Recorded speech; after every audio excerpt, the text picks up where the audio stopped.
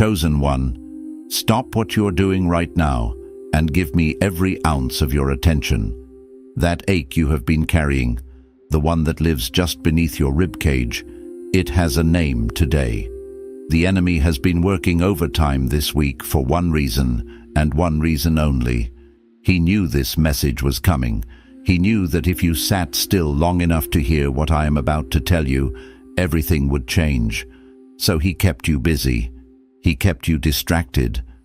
He manufactured the noise, the arguments, the anxiety, the sleepless hours, all of it designed to make sure you never arrived at this moment. But you are here, and that means he already lost. It all shifts today. The grief, the guilt, the unanswered questions. But you need to understand something critical. It is not shifting because of coincidence. It is shifting because of what you have done, because of the quiet faithfulness that nobody saw, because of the way you have kept going even when the weight of missing her felt like it was going to swallow you whole. Think back to that moment this week. Maybe it was early in the morning, standing in a room that still holds pieces of her, a smell, an object, a silence that feels different from any other silence. Or maybe it was a random moment, a song, a phrase someone said, and suddenly your eyes were burning and you had to look away because the grief came out of nowhere and hit you like a wave you were not ready for. You did not fall apart. You breathed through it. You kept moving. You did not know it then, but that moment of endurance was not weakness surviving. That was the signal heaven was waiting for. You did not find this message by accident. The algorithm did not bring you here. Archangel Michael did. This is a divine appointment, written into the fabric of eternity before you ever drew your first breath. You are standing at a threshold, and on the other side of it is something your heart has been starving to receive. Stay until the very last second of this message, because in the next few minutes, I am going to deliver the exact words your mother in heaven has been asking to reach you. I am going to walk you through the specific moment this week where she intervened in your life without you recognizing it. And at the end, I am going to give you the declaration that opens the channel between your spirit and hers and seals it permanently against interference. Do not close this. Your future self, the healed version, the free version, the one who finally exhales, is begging you to stay. Because if you leave before the end, you leave before the message she has been trying to deliver reaches you. I know what the last 72 hours have felt like. The atmosphere has not just been heavy, it has been haunted. Not with darkness, but with presence. Like something has been circling close to you, just at the edge of what you can perceive, and you keep catching it in your peripheral vision and turning to find nothing there. Maybe you have been moving through your days with a low, quiet sadness that you cannot fully explain. Maybe you found yourself talking to her this week, out loud or in the deep place inside, telling her you miss her, asking her if she can hear you, wondering if she is okay, wondering if she is proud of you.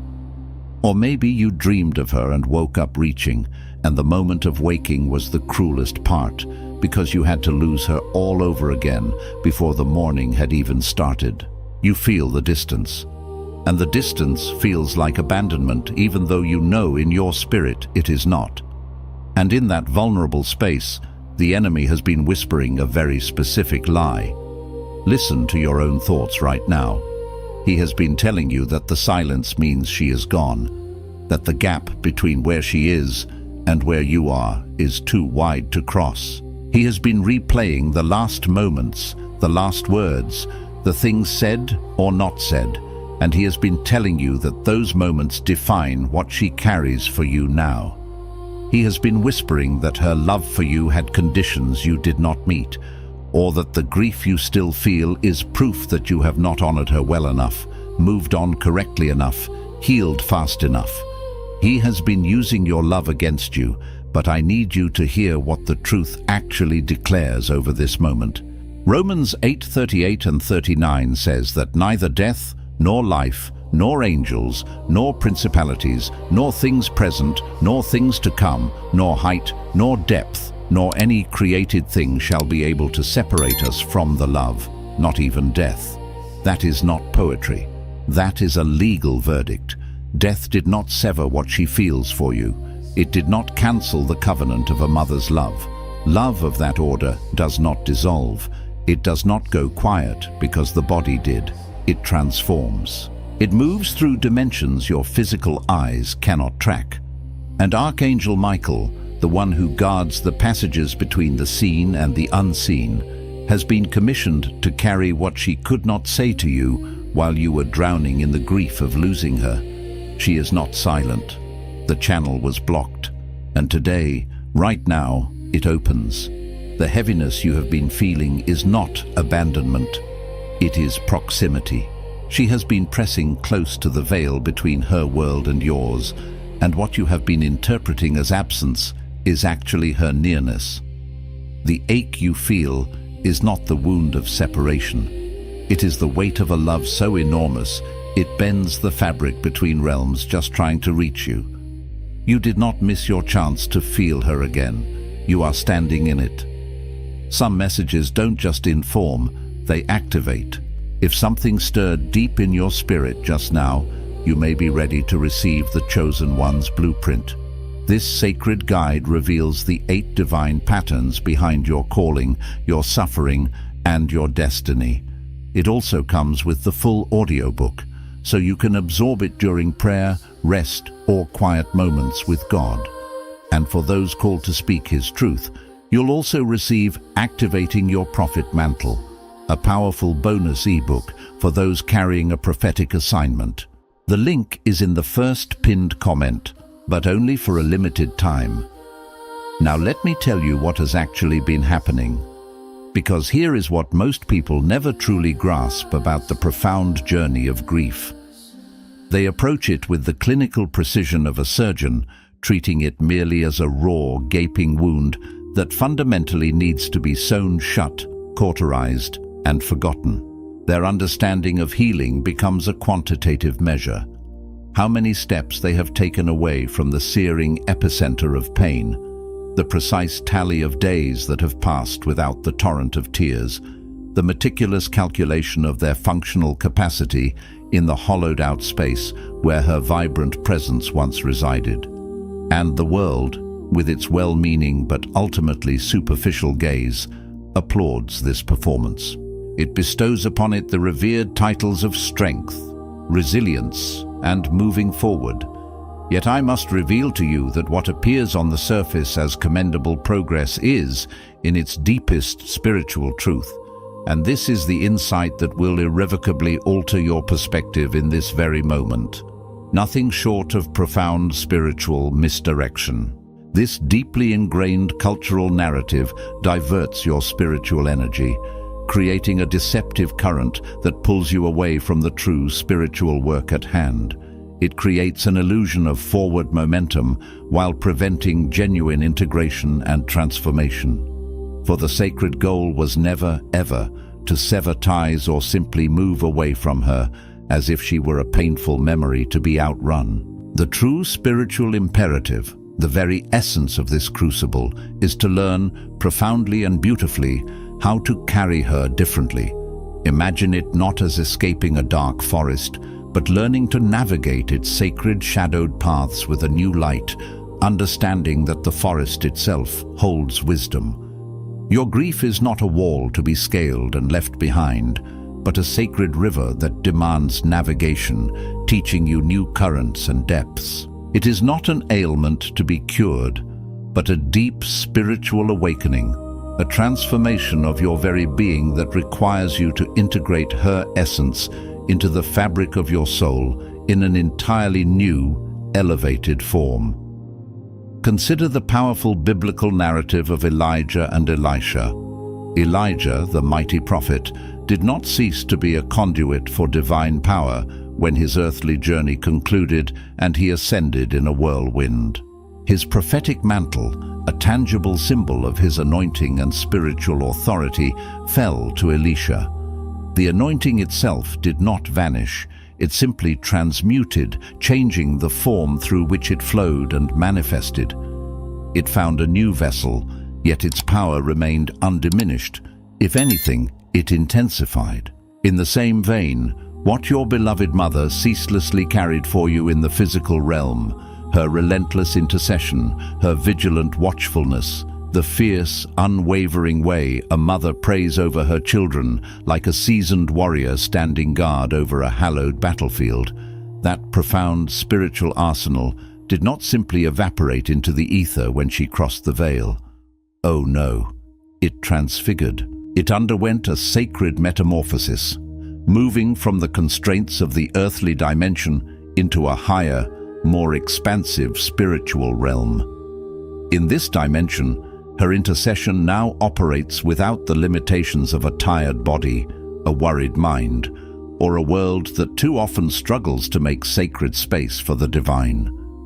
Her love and prayers are no longer tethered by time zones, physical distance, or the limitations of human perception. They are pure, potent, and unhindered. She is not praying for you less. In fact, her prayers are now imbued with a celestial clarity and power that was simply impossible from this earthly side. She is praying for you from a place where prayer has no ceiling, no boundaries, a direct, unimpeded channel to the very heart of the Father, resonating with a frequency that transcends all earthly static. This is a prayer that moves mountains not by force, but by pure, unadulterated divine alignment. And here is where this truth pierces even deeper into the spiritual landscape of your current season. The reason the adversary, the enemy of your soul, has been working with such relentless intensity, such cunning ferocity, in this particular season of your life is not, as he desperately wants you to believe, because you are losing ground or because you are weakening. On the contrary, his heightened assault is a resounding spiritual indicator, a definitive signpost that you are on the precipice of a profound inheritance. You are about to step into a season of unprecedented spiritual transfer and elevation. There is a sacred transfer, an impartation of grace and authority that occurs in the crucible of grief, a profound spiritual exchange that most people tragically never access. They remain too consumed by the immediate agony of merely trying to survive the seismic shock of loss, too entangled in the pain of what was taken, to open their spiritual hands and receive what the very loss itself was divinely carrying for them. This is a divine paradox. Within the emptiness, a fullness awaits. Scan the hallowed pages of Scripture, and you will discover a consistent pattern. Every truly great transition, every monumental elevation in the lives of God's chosen, came wrapped not in fanfare and triumph, but in the somber, demanding robes of grief and profound personal stripping. Think of Joseph's desolate pit, a place of betrayal and despair, yet where his character was forged for prime ministry. Recall David's grueling wilderness seasons, running for his life, stripped of kingship and comfort, where his reliance on God became absolute. Remember Ruth's arduous famine road, a path of desolation and widowhood, which ultimately led her to a place of unparalleled legacy and blessing. Before the spiritual elevation, before the anointing, before the crown, there was always a profound stripping, a divine excavation, and in that stripping, in that painful but necessary shedding, something was being freed from within them, an old identity, a limiting belief, a particular dependence, something that, in its previous form, simply could not move into the next higher dimension with them. What is being exquisitely and purposefully freed from you right now, in the very heart of your grief, is the cherished, perhaps even comfortable, but ultimately limiting version of yourself that still unconsciously needed her presence in the old, physically dependent way. But wait, Before your heart rushes forward with any premature conclusions, you absolutely need to grasp the full nuance of this truth. Because that last sentence will inevitably land wrong, will be misunderstood, if you do not hear the profound distinction I am making. This is unequivocally not about somehow no longer needing her, as if her significance has diminished. It is about a sacred graduation from a specific form of connection, the one that inherently depended on her physical presence, her earthly proximity, her tangible touch. You are being invited, not to a severing, but to a spiritual upgrade, stepping into a covenant of connection that is so divinely ordained, so deeply rooted in eternal love, that absolutely no grave, no earthly veil, no demonic interference, no spiritual principalities can ever interrupt its flow or diminish its power. The innocent child within you, the tender, vulnerable part of your soul, undeniably needed her loving arms, her comforting embrace, her physical presence to navigate the early wilderness of this world. But the powerful, purposeful person you are inexorably becoming, the soul stepping into its destined authority and calling, now requires her authority. And you must understand that authority, especially spiritual authority, moves in a profoundly different way than mere physical comfort or direct intervention. It does not hold your hand in the same way, guiding your every step. Instead, with a far greater, more enduring power, it holds your ground. It becomes your unshakable foundation, your spiritual anchor, your divine defense, ensuring your footing remains secure even amidst the most tumultuous storms of life. She is holding your ground right now, a silent, powerful force working on your behalf. Allow your mind to drift back, to reflect deeply on the subtle yet profound moments in the last few weeks, perhaps even in the very recent days, where situations that logically should have escalated into chaos, that by all earthly rights should have unraveled completely, somehow miraculously held together. Recall that unexpected clarity that descended upon you during a moment of intense confusion, a sudden, unexplainable calm that settled your spirit amidst internal turmoil. Think of that critical decision you were on the cusp of making, a choice that held significant weight, and something deep within you, a quiet, assured voice, a knowing that transcended logic, whispered, "No, not that way. That is not your path." That, beloved one, was not the capricious hand of luck. That was not a mere coincidence, a random alignment of favorable circumstances. That was the profound, active and relentless intercession of a mother who, having crossed into glory, has now been granted unimpeded access to the full spectrum of heaven's boundless resources. And with the fierce, unwavering love that only a mother possesses, she is strategically deploying every single one of those divine resources on your behalf. She possesses a celestial vantage point. She sees with crystalline clarity what you are walking into. The unseen challenges, the hidden opportunities, the spiritual ambushes. You, from your earthly perspective, are primarily focused on what you are merely walking through. And this divine differential in perspective is precisely why the intercession she carries for you now is infinitely more precise, more acutely targeted, and exponentially more powerful than anything she could have offered from this side of the veil, bound by human limitations. From her elevated position, she sees the insidious traps laid subtly ahead of you. She perceives the open doors of destiny that you are perilously close to missing, because the fog of grief has, understandably, narrowed your spiritual vision. She sees the pivotal person who is about to enter your life and, with divine timing, dramatically shift your entire trajectory. And let me be absolutely clear, she is not watching passively as a mere spectator from the grandstands of heaven. She is engaged in active, fervent and continuous cooperation with the very counsels of heaven, orchestrating events and sending divine assistance on your behalf, a celestial advocate tirelessly working for your highest good. And this profound realization brings us with an almost startling clarity to something that most people entirely miss, or perhaps subconsciously choose to avoid: the persistent, insidious grip of guilt. Because it is undeniably there, isn't it?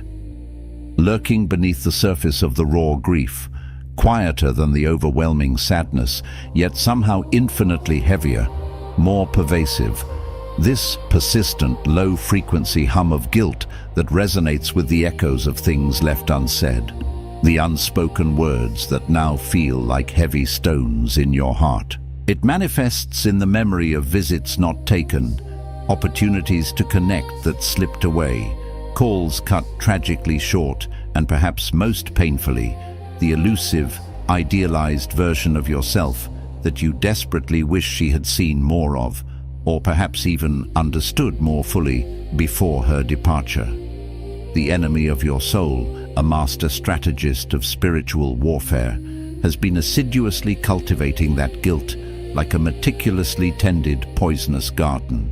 He waters it with every painful memory, every regretful "if only," every thought of perceived failing. He keeps it alive, vibrant, and deeply rooted because he possesses an ancient, nefarious wisdom. He knows with absolute certainty that as long as you are carrying the suffocating weight of guilt, you will be utterly incapable of receiving the profound inheritance that awaits you. You will stand, paralyzed by self-condemnation, at the very threshold of everything she left for you: the spiritual blessings, the anointings, the wisdom, the love, the destiny, and you will, in your own brokenness, whisper to yourself the damning lie that you do not, in any conceivable way, deserve to walk through that sacred doorway. And that, my beloved, is a lie so precisely engineered, so exquisitely tailored to exploit your deepest vulnerabilities, that it should, in its sheer cunning, absolutely terrify you. For it leverages the very depth and sincerity of your own love for her as the cruel mechanism of your spiritual bondage. It twists your affection into a weapon against your own soul, convincing you that your profound love mandates your unending self-punishment. Coming up, we will uncover the single most crucial truth that this very guilt actually reveals about you. A truth so potent and empowering that the enemy absolutely does not want you to comprehend it. Stay with me. Hold this space open, because this revelation will irrevocably reframe everything you thought you knew about your grief and your connection to her. But first, before we dive into that profound unveiling, this fundamental truth must firmly and unequivocally land within the deepest chambers of your heart. The profound measure of your grief, its intensity, its duration, its very fabric, is not a testament to your weakness, but an undeniable sacred measure of the depth of your love. And consequently, the measure of your love is the most compelling, irrefutable evidence of the noble character etched upon your soul. Let's be clear. Individuals who do not possess the capacity to love deeply with an open and vulnerable heart simply do not grieve deeply. Their sorrow is superficial, a passing cloud. The very guilt you are carrying, this burdensome weight you feel, is not, as the enemy whispers, proof of your failure, proof of your inadequacy, or proof of your shortcomings. No, my dear one. It is, in its purest spiritual essence, profound proof of your devotion. It is the living, breathing testimony of a heart that takes relationship with a divine seriousness, a soul that honors with unwavering reverence the sacred bond it shared, a spirit that deeply wishes it could have given more because it fundamentally understood the immeasurable value of what it was so freely given. Your mother, in her wisdom and her love, did not raise someone who treats love lightly, someone who offers shallow affection. And the very depth of the grief and the tender ache of guilt you now carry within you is the unmistakable fingerprint of everything she meticulously, lovingly, and sacrificially poured into you throughout your life, now finding its way back to the surface, demanding to be seen, felt, and understood in a new light. From her celestial vantage point, bathed in the pure, unclouded light of heaven, she is not scrutinizing the calls you did not make, nor tallying the perceived missed opportunities. She is gazing upon the enduring, vibrant, and unwavering love you are still carrying for her within your heart. And from where she stands now, utterly free from the limiting shadows of ego, the distorting lens of fear, or the misunderstandings that often plague human relationships, she sees all of it with absolute, crystalline clarity. She sees the profound, underlying love that existed beneath the moments that were difficult, challenging, or fraught with human imperfection. She sees the pure intention, the sincere desire, beneath the times you may have felt you fell short or stumbled. She sees you precisely the way heaven sees you, whole, complete, not fragmented by past regrets, full, overflowing with potential, not condemned by perceived failures, unbroken, not damaged.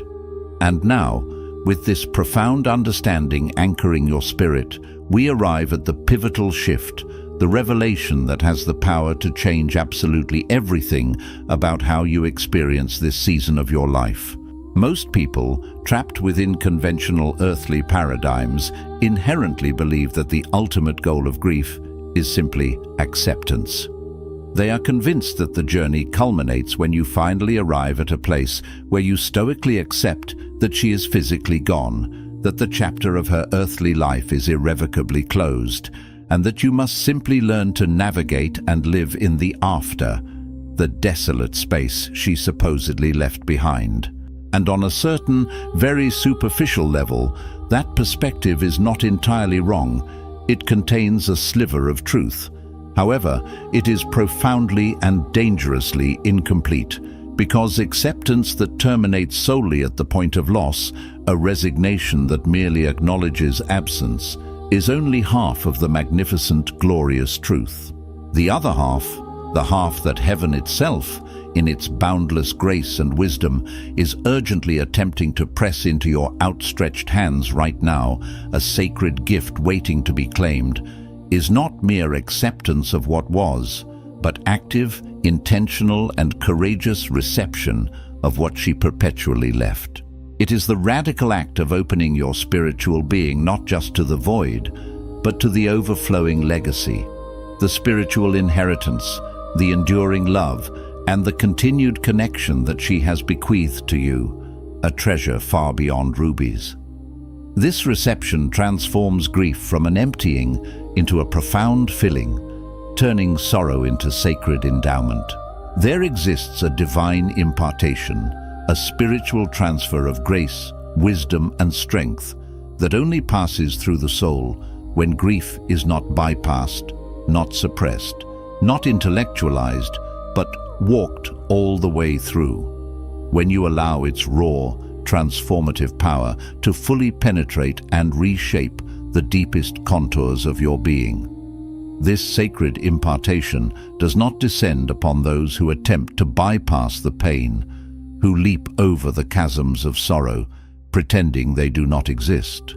It does not come to the ones who attempt to manage their suffering from a sterile, safe distance, observing it rather than immersing themselves in its depths. No. This profound spiritual endowment is reserved for the courageous souls who permit the torrent of grief to move through them completely, unapologetically, and without reservation. It comes to those who have cried the ugly, gut-wrenching cries until their very bones ached, who have sat in the quiet, poignant rooms that still faintly carry the scent of her presence, who have perhaps even talked to the empty space, feeling the sting of foolishness, yet driven by an undeniable yearning for connection. Those are the ones, the brave and vulnerable ones, who emerge from the crucible of profound grief, carrying something they profoundly did not possess before. They carry an unshakable depth of spirit, a newfound clarity of spiritual sight, a boundless compassion that extends far beyond what they could have ever manufactured or reasoned into existence on their own. This is an anointing, a spiritual ripening, forged in the fires of loss. You did not merely lose her, beloved one. In the deepest, most sacred sense, you are still actively receiving her, her essence, her gifts, her enduring love, flowing into you in ways more powerful and subtle than you can yet fully comprehend. But here, my friend, is the part of this profound message that you likely did not expect.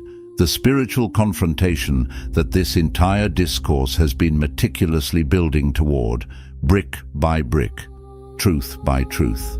Because I spoke to you at the very beginning about a significant shift, a paradigm-shattering revelation that was coming, and to truly grasp its magnitude, I need you to be willing to hold what I am about to articulate without flinching, without recoiling, allowing it to penetrate your deepest beliefs. The very thing that has been inadvertently blocking the fullness of this divine connection, the precise reason why the channel of communication between you and her has felt intermittently closed, why the signs you've received have felt faint, fleeting, or agonizingly inconsistent, why you sometimes find yourself wrestling with the gnawing doubt, wondering if you are merely imagining the profound presence you occasionally feel, is not, as the enemy frequently whispers, his malicious interf, Arents.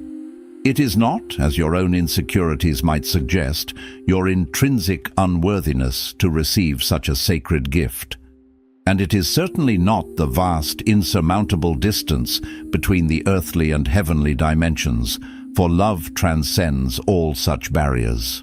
No, the profound, often unrecognized truth is this: it is your grief itself.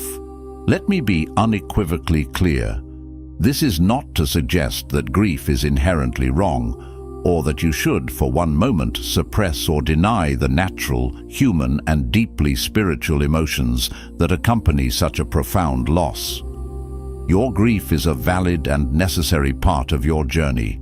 However, when grief transmutes, when it insidiously becomes your primary identity, when you begin to define yourself by your loss, rather than by the enduring eternal love that loss revealed, it subtly but powerfully morphs into a specific spiritual frequency, a vibrational signature that, paradoxically, repels precisely what it is desperately trying to reach. Imagine your spiritual heart as a radio receiver. When you are constantly tuned to the station of loss, broadcasting only the static of sorrow, the echoes of absence, you simply cannot fully and clearly receive the continuous, unwavering transmission of love that she has been sending. And she has been sending love, relentlessly, constantly, without cessation, a torrent of divine affection across the dimensional divide. It has come in the form of synchronicities, those meaningful signs you quickly dismissed as mere coincidence. A specific song playing at just the right moment, the unmistakable scent of her favorite perfume in an empty room, the sudden appearance of a cardinal or a butterfly during a moment of profound introspection. It has arrived as comfort that permeated your being too quickly, too deeply to be explained by mere logic or psychological resilience, a peace that truly surpasses understanding. It has manifested in dreams that felt so exquisitely real, so vivid, so imbued with her essence that they defied categorization as random neuronal firings. It has appeared in those fleeting moments of inexplicable warmth that enveloped you, a tangible caress on your skin, a spiritual embrace, which you then quickly talked yourself out of believing, rationalizing it away. Why? Because you were, understandably, so terribly afraid to believe they were real, terrified of opening your heart fully to that hope, only to potentially lose her a second time if those signs turned out to be nothing more than figments of your longing. This fear, this profound protective mechanism, has been the very barrier, And this, then, brings us to the final crucial insight, the profound truth that possesses the power to shatter this debilitating cycle and unlock the fullness of your inheritance. The second, more insidious loss that you have been unconsciously but fiercely protecting yourself from, the loss of hope itself, has been the most significant, impenetrable barrier standing between you and the boundless fullness of what she is tirelessly trying to deliver to you. Hope, in its truest spiritual sense, is not naive optimism. It is a foundational virtue, an anchor for the soul, a spiritual receiver tuned to divine possibilities. Without hope, the channel remains static. But listen closely, for this is the breaking of the dawn. She does not need you to miraculously stop grieving. She understands the sacredness of your sorrow. What she desperately needs, what heaven is urging, is for you to stop grieving alone. Because the vast ocean of love, the profound emotional energy you have been tirelessly pouring into the aching emptiness of missing her, needs to be consciously, intentionally, and radically redirected. Pour that profound love instead into actively receiving her. Pour it into diligently noticing her presence, her signs, her whispers. Pour it into the quiet, sacred moments where something, however subtle, brushes the very edge of your awareness, and instead of swiftly dismissing it as wishful thinking or coincidence, you bravely, courageously respond. Say it, either out loud in the silence of your room or in the most intimate interior silence of your spirit. I feel you. I see you. I receive you. Make it a conscious, reciprocal act of connection. Allow the channel between your yearning heart and her radiant spirit to cease being a solitary, one-way current of grief flowing out into the void. Instead, courageously declare and activate it to become a vibrant, two-way river of boundless love, flowing in both directions, her love pouring into you and your love affirming her enduring presence. That, beloved one, is the potent declaration that seals it. It is not a rigid formula. It is not an empty ritual. It is simply the radical, transformative, and profoundly courageous act of truly believing, with every fiber of your being, that she is still close enough to hear you, close enough to respond, close enough to commune. It is the restoration of faith in an eternal bond. Place your hand over your heart right now. Feel its rhythm, its enduring capacity for love. And as you feel that sacred beat, speak these words with me, allowing them to resonate through every cell of your being, declaring a new covenant of connection. I release the guilt I was never meant to carry. I release the silence I mistook for absence. I release the version of love that was bound to a body, and I receive the version of love that moves through dimensions. I declare that the grief I have been carrying is not my identity. It is my testimony. I am not alone in this. I have never been alone in this. The love my mother carries for me did not stop at the grave. It expanded beyond it. I open the channel between my spirit and hers, and I declare it sealed against every interference, every lie, every whisper that told me the distance was too wide to cross. She sees me, she is with me, and I walk forward from this moment, not in the weight of what I lost, but in the inheritance of what she left. I am her legacy walking. I am her prayers answered, and I receive every word she has been trying to reach me with, fully, completely, without fear. It is already done. If this message moved something in you today, do not let it settle in silence. Leave a word below, even just her name. Let this space become a place where she is spoken out loud and remembered with power. And if you know someone carrying this kind of grief, someone who has been moving through their days with that low, quiet ache that no one else fully sees, share this with them, because you might be the reason this message finds them. And that is not small. That might be exactly what your mother would have wanted you to do.